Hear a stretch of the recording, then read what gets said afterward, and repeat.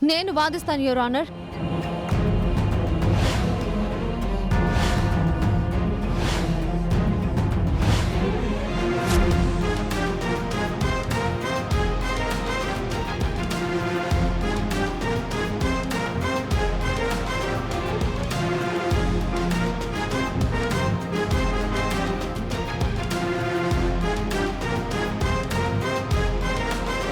నువ్వు లాయర్ అయ్యావా చామంతి? మొన్ననే బార్ ఎగ్జామ్ కూడా పాస్ అయ్యాను యువర్ ఆనర్. మ్యూట్ కోర్టులోనూ వాదించాను. 2 కేసులు మీ సమక్షంలోనే గెలిచాను. మీకు తెలుసు కదా యువర్ ఆనర్. నాకు ఈ అవకాశం ఇచ్చి కొంచెం టైం ఇచ్చారంటే నేను నిజాన్ని నిరూపిస్తాను. ప్రేమ్ కుమార్ రిక్వెస్ట్ మీద ఈ చామంతిని ప్రేమ్ కుమార్కి లాయర్గా అపాయింట్ చేస్తున్నాను.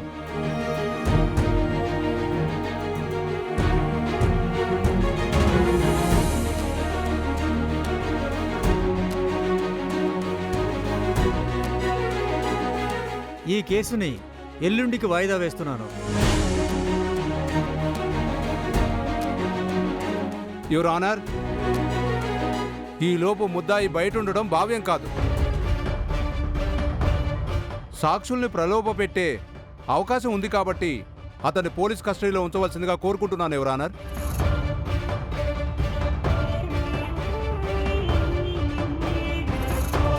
ప్రేమ్ కుమార్ని కస్టడీలోకి తీసుకోవాల్సిందిగా పోలీసు వారిని ఆదేశిస్తున్నాను.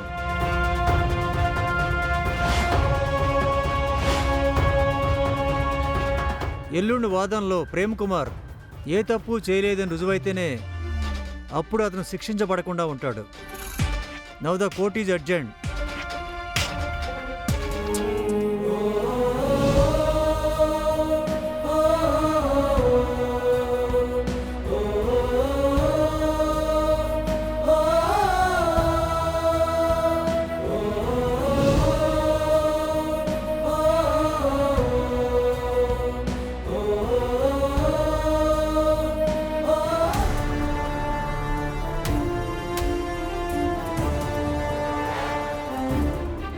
హర్ష, ఇది ఎక్కడికి వెళ్తుందో తెలీదు.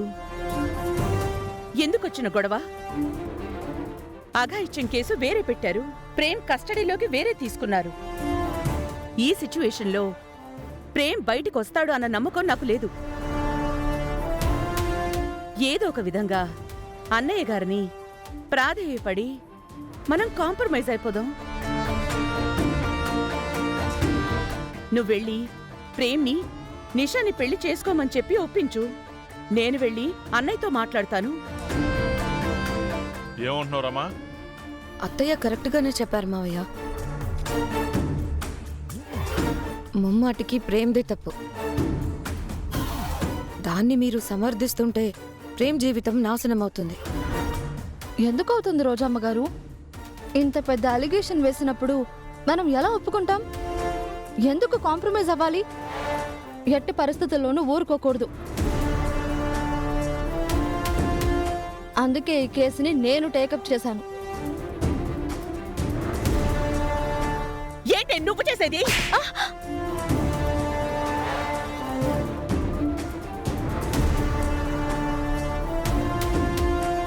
ఏం చేస్తున్నారమ్మా? మాట్లాడలేవా? నువ్వుండు హర్ష. నువ్విలా నెత్తిన పెట్టుకోవడం వల్లనే నెత్తినెక్కి కూర్చుంటోంది. ఆ చూపెంటే బార్ ఎగ్జామ్ పాస్ అయ్యో, మొన్న పాస్ అయ్యో. ఈరోజు నా కొడుకు కేసు టేకప్ చేసి గెలిచేద్దాం అనుకుంటున్నావా? అవతల ఎలాంటి లాయర్లో చూసావు కదా.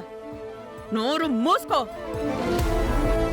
నీలాంటి వాళ్ళని నల్లిని నలిపినట్టు నలిపేస్తారు. నోటి నుంచి మాట కూడా రాదు నీకు. అది కాదమ్మగారు. నోరు మొయ్యమన్నానా? నా కొడుకు జీవితాన్ని సర్వనాశనం చేసి పెట్టావు. ఏంట్రమ్మా మాటలు? దీనికి ఈ మాత్రం చెప్తే గాని బుర్రకెక్కదు హర్ష. చామంతి, నీకు ఇదే చెప్తున్నా. ఇల్లు దాటి వెళ్ళావంటే కాళ్ళెర కొడతా. తిట్టండి, దీనికి ఇంతే కావాలి, ఇంట్లోనే ఏడవాలి. నీ పనేంటే అంట్లు తోమి బట్టలు ఉతికి ఇల్లు ఉడ్చడం. నీ హద్దుల్లో నువ్వుండు. అంతకన్నా హద్దులు దాటావో అర్థమైందా? చెప్పావులే, ఇంకాపురమ్మా. హర్ష, స్టాప్ రమ్మా.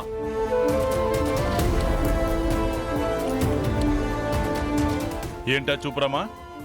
ఇంకెవరన్నా లాయర్ ఉన్నారా? ఎలా నమ్ముతావు? ఒక లాయర్ని పెట్టాం కదా, వాడొక సిన్సియర్ లాయర్ కదా అనుకున్నాం. కోర్టులో ఎలా వాదించాడో చూసావు కదా. అపోజిషన్ లాయర్ ఏమంటే దానికి తానా అంటే తందన అన్నాడు. వాళ్ళు వేరే సాక్షుల్ని ప్రవేశపెడితే కనీసం క్రాస్ ఎగ్జామిన్ కూడా చేయలేదు. వాడు ఒక లాయరేనా? అయినా వాదించడానికి సిన్సియారిటీ సీనియారిటీ కాదు, బుర్ర ఉండాలి. అది చామంతికుంది. చామంతి మీద నాకు నమ్మకం ఉంది. చామంతియే ఈ కేసు వాదిస్తుంది.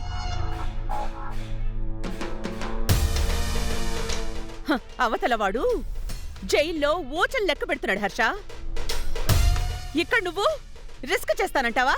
రమా, చట్టం ప్రకారం ప్రేమ్ని కోర్టు ఆధీనంలోకి తీసుకుంది.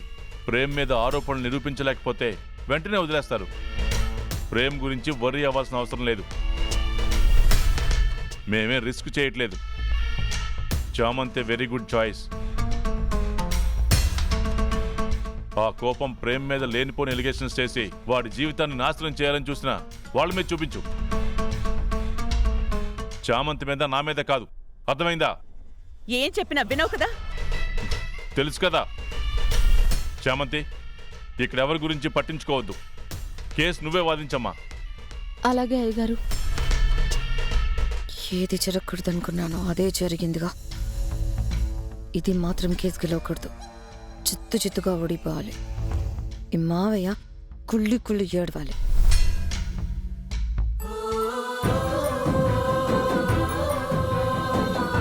నా బిడ్డకి తండ్రి ఎవరో తెలియని దౌర్భాగ్యపు స్థితి రాకూడదు యువర్ ఆనర్.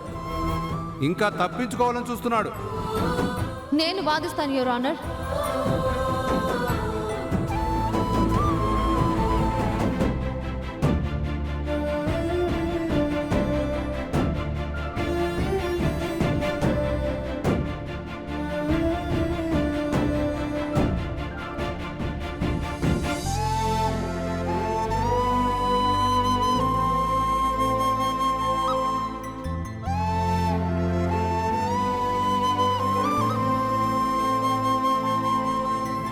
చామ్, ఇక్కడికి నువ్వెందుకు వచ్చావు? నేను రాకూడదా బాబు? మిమ్మల్ని ఇలా చూడలేకపోతున్నాను బాబు. ఇలా బాధపడతావనే రాకుండా ఉండాల్సింది అంటున్నాను. నా వల్ల కాలేదు బాబు. మిమ్మల్ని చూడకుండా నేను ఉండలేకపోతున్నాను. ఛ! మీ మీద ఏ పాపిష్టి కళ్ళు పడ్డాయో ఏంటో.